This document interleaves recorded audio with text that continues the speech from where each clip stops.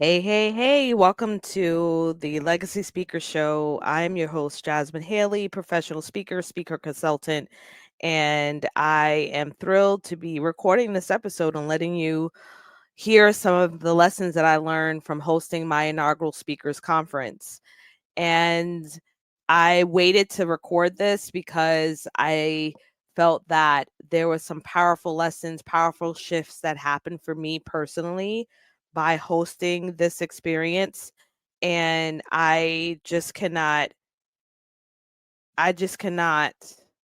tell you how grateful I am that I continued to move forward. And I know that there are going to be some very valuable lessons that each of you can glean from me having the courage and the boldness to go out there and fulfill this vision that didn't really have all of the how to steps there. Now, to give you a little bit of background about myself, this is not my first rodeo. I have been hosting events, self hosting events since 2017. However, in 2012, I started volunteering my time with a professional association, and the committee that I was on was planning events. So I have been planning events on a professional level since 2012. So I was involved with a professional association, started planning their events and helping to secure the speakers, being the head person for that planning, for the selection of speakers, seeing the back end of that, seeing how they utilize their budget, seeing how they planned it, helped me be able to gain the skills to one day do it for myself. And then when I was teaching full time in a community college, I had the opportunity to plan several events. Some of the events were panel discussions, some of the events were school wide events specifically related to oral cancer screening for the Oral Cancer Month. I was also planning other initiatives and also planning out entire curriculum for a 16-week program. So planning has always been a process professionally. But in 2016, when I decided to leave my toxic work environment and I started to get to a place of figuring out how am I going to build money into my own business, I knew that speaking was the way that I could do that. I knew that I could use my voice, and I knew from seeing and planning events that I could get paid to do that. I just didn't know the full how. And when no one was really checking for your girl and giving me opportunities to speak, I decided to self host, put my own skin in the game, put my own money into hosting events. And so in 2017, I hosted my first event, May 2017, sold that out, and then hosted my next event, August of 2017, and doubled the amount of attendees, almost tripled the amount of attendees from the first event to my second event. And from there, I've always hosted events for my business, whether it be in person or virtual. So this isn't new to me, right? However, the difference is that I've never hosted an event to this level of support or to this new level that I was heading. So I knew that I was in this space where I needed to do more. And I also knew that in order for me to do the amazing work that I'm doing inside of my business, I needed to I needed to level up. And that leveling up meant that I need to level up in how I show people the transformation I provide. I need to level up in the amount of support that I was getting in my business. I needed to start thinking of things differently and fully step into the path that I was being led to be in. But there was a part of me that was scared, uh, because to invest at this level in oneself without really truly having the path of the how is scary. To have people who question you when you're really not sure of how it's going to work out can double down in the fear, right? But what I can tell you for sure is that every experience so far in my professional career, as well as in my business path and journey, has prepared me from where I am today. I have been fully prepared for this. I am ready to step into this. This is my calling and my purpose, and there's not a soul on this planet that can tell me anything different. And I think, you know, when you before this event happened, I was a bottle of emotions.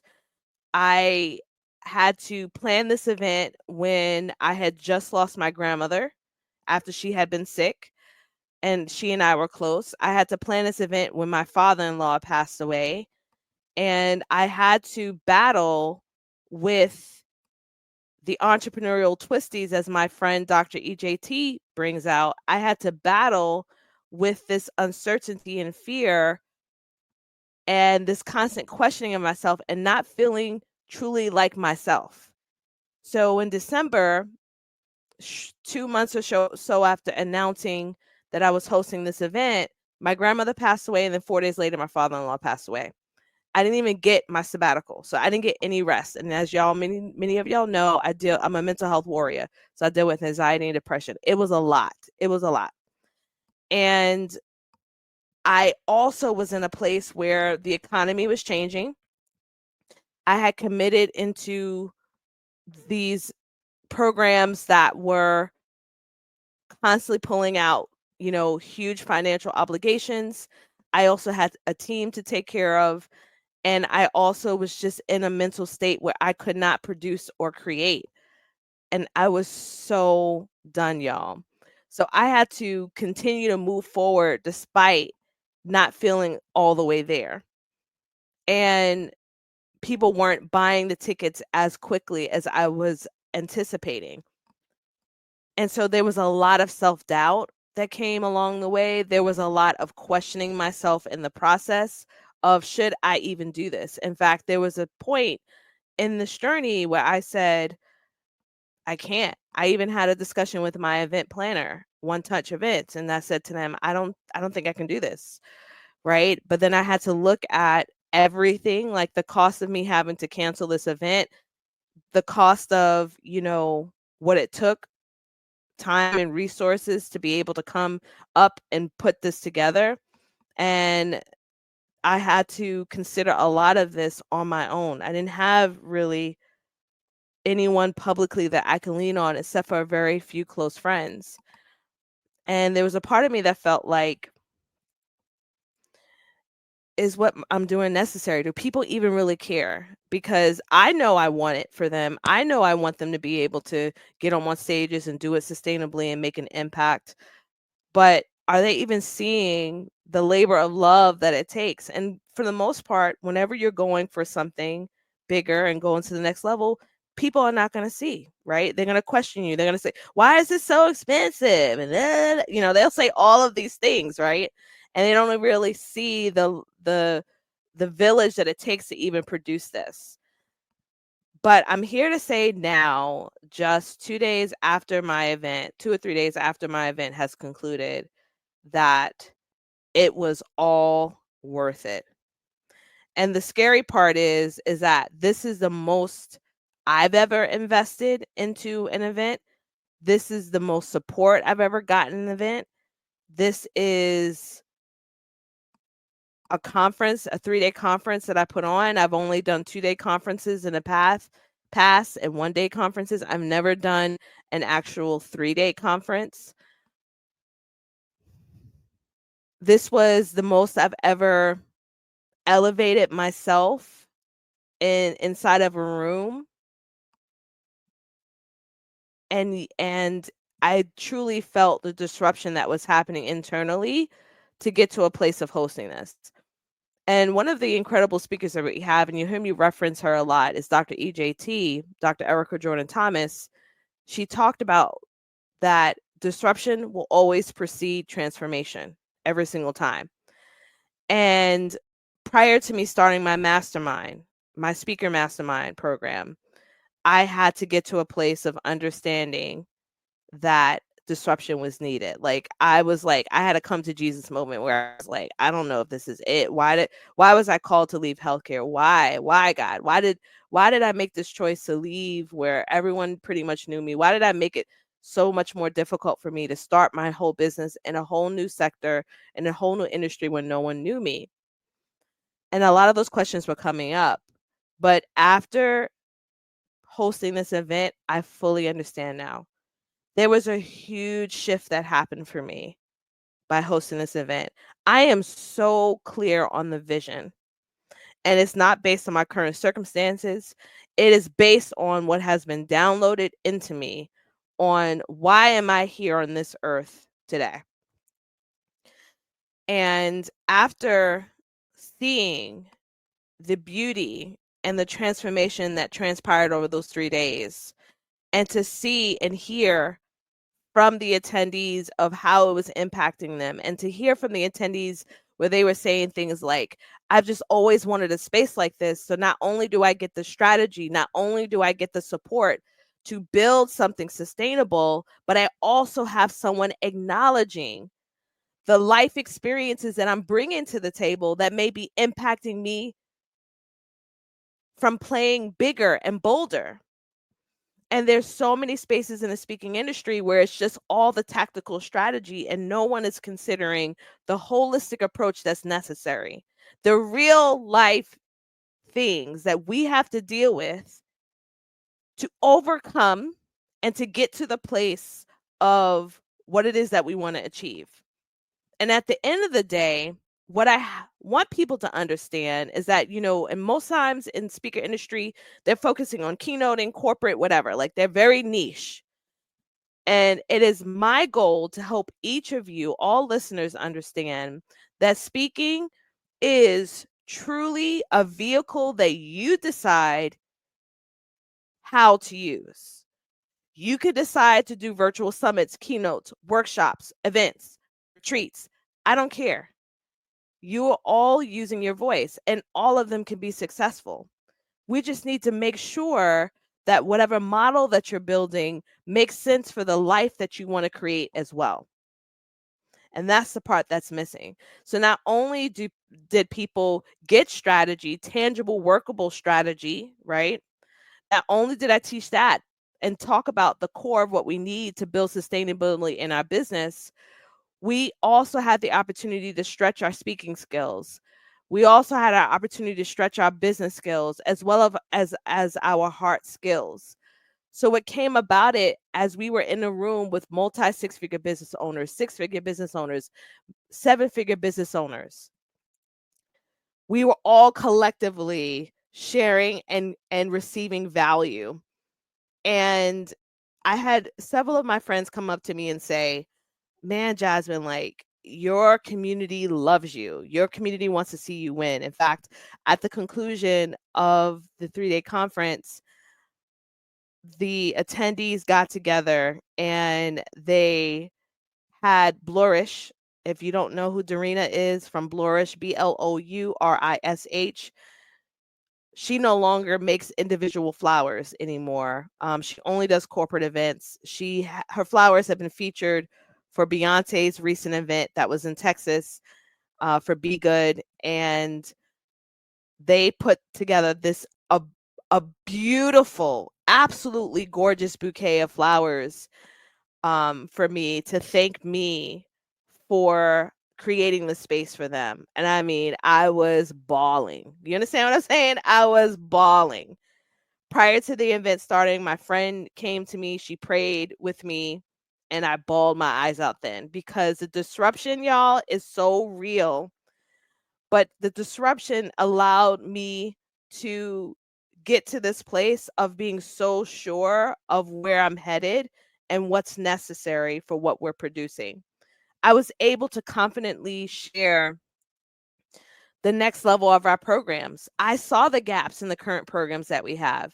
We have a mentorship program that's here to stay, and then we have our certification program that starts in January. And we're not playing no more games. I'm not here to coach and support people who want to be professional students. I'm done with tickling ears. I am here to help you get on stages and to close your next 4, 5, 6-figure deal. So if you're here to play games and to not show up for yourself, that's not me. That is not where that's not where we headed. And I know that I truly believe we have a short time here on earth, and I want to make sure it counts. And I also know that the struggles and hardships and challenges that my mother dealt with was meant for me to be able to live a more thriving life. And I'm going to make that decision. I'm going to show up and do that. So as you continue to see the evolution of Legacy Scalar, understand that every day that I show up for this business, I'm doubling down on what the promise is. What our promise is to get more women on stages. Our promises are to create these safe spaces, curate these amazing spaces where you not only learn the business strategy and skills or your speaking skills, you also would truly be able to build out a life that you desire. And we should have all of those things tackled in a learning experience, and it should never, not one bit of that, be lost within any conversation. Because at the end of the day, I can say to my face turns blue, just charge $10,000, charge $10,000, charge $10,000. But if you really haven't dealt with the life stuff, if you haven't really dealt with all the things that come into trauma, money trauma, or the oppression of money in society and how it's impacted how we see the world, or the oppression of thinking that our disadvantages are no ways in which we are really establishing advantages, then of course I can talk to my face is blue, show you how to build out a funnel, and none of that will make a difference.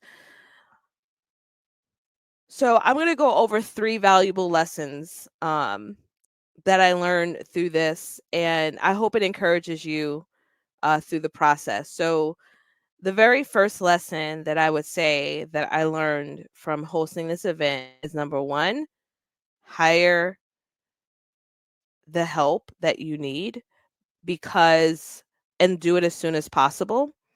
And that means that you may need to tweak your business model, you may need to raise your prices. But I was telling my best friend that I felt so supported that all I needed to worry about was the content. So the content that was covered over the 3 days was very transformative because number one, I'm an educator, and I will always have content that compounds upon the other, right? There's an end game goal, which is what the heart methodology is. That's what I teach anyway through my programs. So the content was amazing, and they set everything up.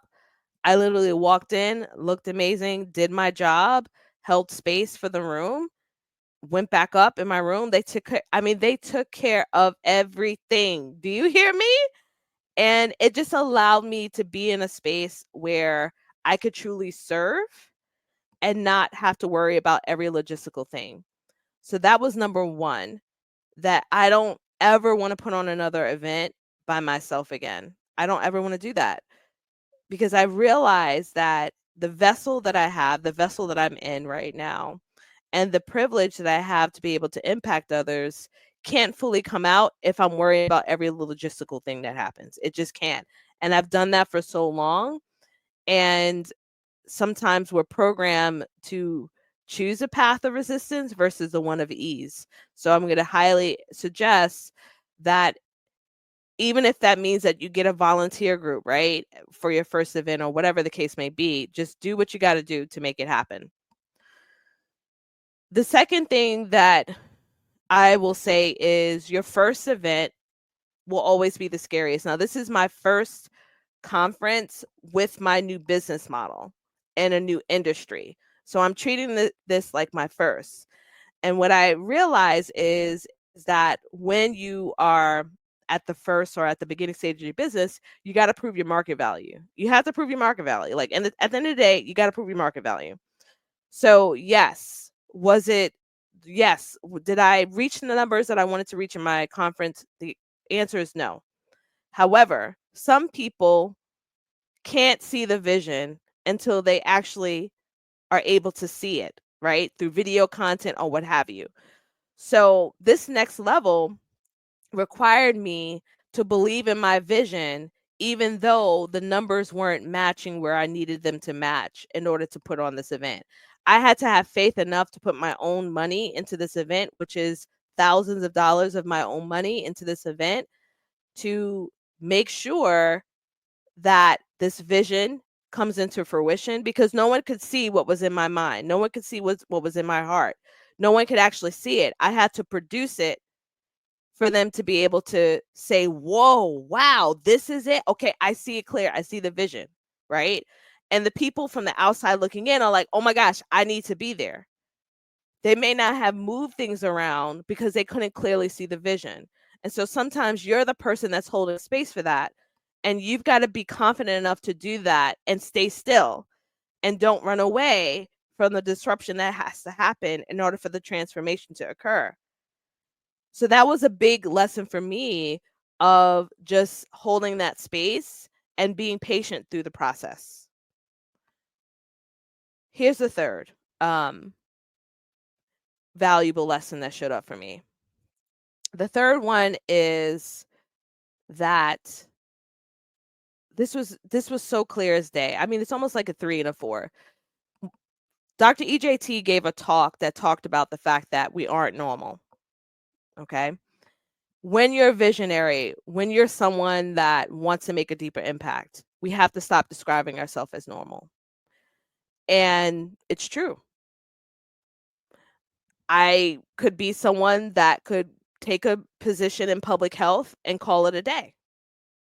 But no, I am taking a scary position of being bold and having courage to go out there and invest my own money and to serve in a bigger, impactful way with a lot of eyes on me.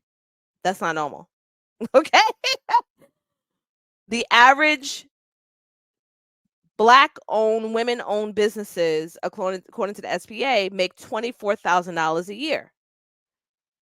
That's average. $24,000 a year. I have exceeded that, extremely exceeded that. And that's not normal, right? And so when I think about the way that I've kind of showed up in my life in general, first of my mother's children to go to college, first of them to actually fulfill and go and complete college, the accomplishments that I had when I was specifically in public health, the awards that I received for being a leader, the fact that I grew a business, 2 six-figure businesses, and that's never been done before with my mother's children and things like that, like, that's not normal. And I have to be okay with that. And I also have to be okay with not everybody's going to understand me. When I need to make a decision to show up and create this 3-day conference and to show up differently in the speaking industry, where we have places like the NSA that already exist and so many other people that already exist and do speaker coaching, people are going to question me. They're going to be like, well, who do you think you are? Why do we need this? You know? And at the end of the day, it's because I'm the 2%. I'm not normal. I will never be normal. And I will always be the visionary that will think outside the box and create new opportunities for people that often will never be seen or overlooked, will often be overlooked. So let me take that back. They're often overlooked. The incredible people that came into this event is just like, it's so freaking amazing because they're not represented on the mainstream stages in the speaking industry. They're just not. It's through the lens of people that haven't lived the life that we have lived. And let me tell you, there were Asian people at our conference, there were white people, there were Black people, there were Hispanic people, there was people from all different socioeconomic groups. There were 6-figure business owners, 5-figure business owners, 7-figure business owners. We were all collectively there supporting one another. That is the community that we're building. That is what's necessary in the speaking industry. I am not normal. I am the 2%. And this mission that we have for Legacy Scalar will continue. And it's going to get bigger and bigger because we want more and we deserve more. We deserve spaces like this to be able to grow our business. We deserve spaces like this that are not going to give us a bunch of fluff and filler and actually give you strategy because you've invested your $2,000 to come to an event. So I am no longer going to apologize for the prices that we charge. Okay? No, I'm no longer going to explain that. Because at our event, I fill the hallway with some of our clients. That's some of them, not all of them, who have achieved certain things. And everything that we have promised for the people that were willing to not be professional students, but professional action takers, because no matter how great your program is, you will always bring people who are professional students. Sometimes they slip through the cracks. My professional action takers fulfill the results of the program. They were all able to take some sort of value from it. And so it was the fire I needed to keep going. It was the tears, the hugs, the revelations, the clear strategy. Every single person that attended had the opportunity to have a strategy call, and we were able to make sure they were clear on their next steps. Because at the end of the day, whenever you show up or come into my sphere of influence, you will be educated. You will get tangible steps that you can take with you. And it's up to you to move forward. Because guess what? My mama, she had goals and she had dreams. She never got a chance to accomplishment because she was always in a state of survival. Always. And so a lot of you right now that are listening to this, you have privilege. You're not in a state of survival. You actually have choices that you can make right now in your business, in your speaking career, but you're not making it because you have psychological barriers. Woo! And my friends, if you truly understand that life is futile, you'll get up out of whatever mental blockage you're putting yourself in and take action today. So I leave that thought with each of you, that we can scale our businesses and establish our legacy and stop hiding. Let's stop hiding, my friends. Like, you are worthy of sharing your goals. We're all worthy of sharing our voices. And it is our commitment to continue to do the amazing transformative work and to help many of you build sustainability, build revenue through using your most powerful asset, which is your voice. I'll see you next time.